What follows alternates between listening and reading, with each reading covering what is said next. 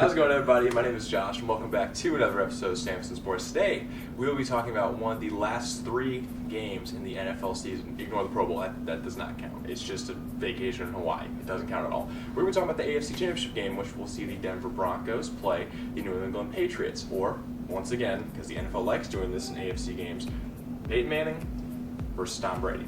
But this time, things are a little bit different. Peyton Manning had a horrible season, or horrible start of the season for that matter.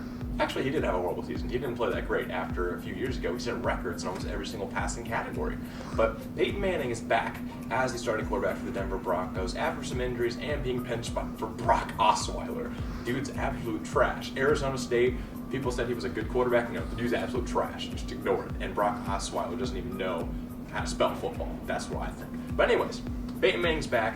And everybody was thinking last game, I even thought so a little bit too, but I really stated that Peyton Manning should come back, and he did. Last week against the Steelers, even though they only won by 10 and the game was a lot closer than the score represents, Peyton Manning played a phenomenal game. Passes were pinpoint, deep ball after deep ball was pretty accurate.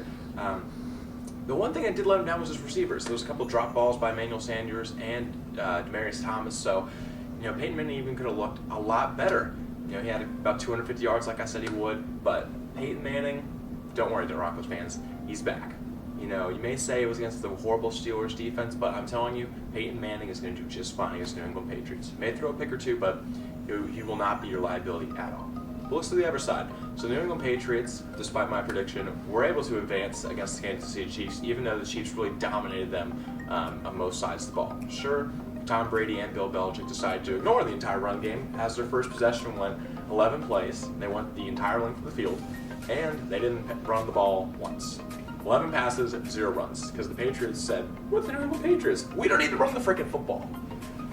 As much as it annoys me, it is pretty unstoppable when you have Ron Gronkowski.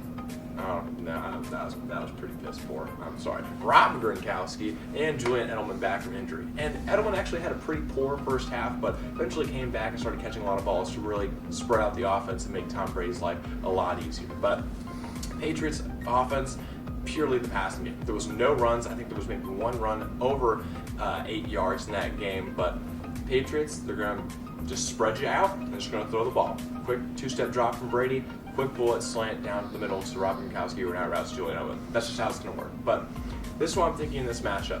It's going to be a tough, nitty-gritty performance from both teams. I think it's Brady versus Manning. Both are going to make their mistakes. Both are going to take their hits.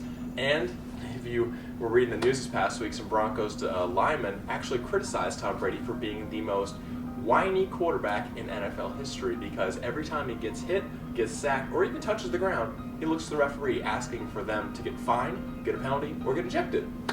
I kind of do agree with that. Tom Brady does whine a little bit too much, but hey, he's Tom Brady. He has 4 Super Bowl rings, and he's one of the best quarterbacks of all time. So regardless, I'm going to take the Denver Broncos in this matchup, and here's why. I feel that Peyton Manning is going to get his revenge against Tom Brady, and this is going to be his last chance at a Super Bowl. And I feel that this year is going to be the year that Peyton Manning ends his career on top.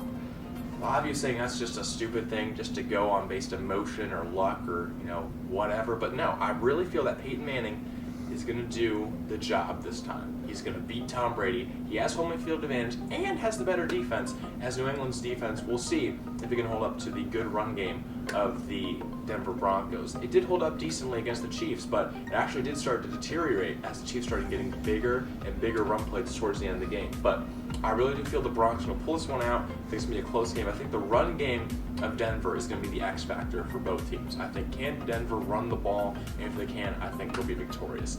Patriots, good luck throwing every single down. I know Keith Talib will be waiting to pick off Tom Brady, but I'm going to take the Broncos for a final score of 28-24.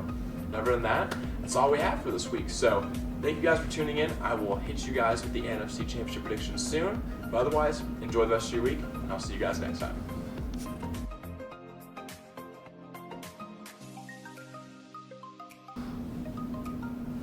Go. How's it going, everybody, guys? Oh, frick. Just keep going. But regardless of all the opinions and all the comments that have been said this oh my gosh, what? I do not know how to speak English. That was the stupidest thing. Please tell me you did get that on video. I did get that on video, actually. Serious? Yes. No, Joe. Joe, you cannot put that in there. I'm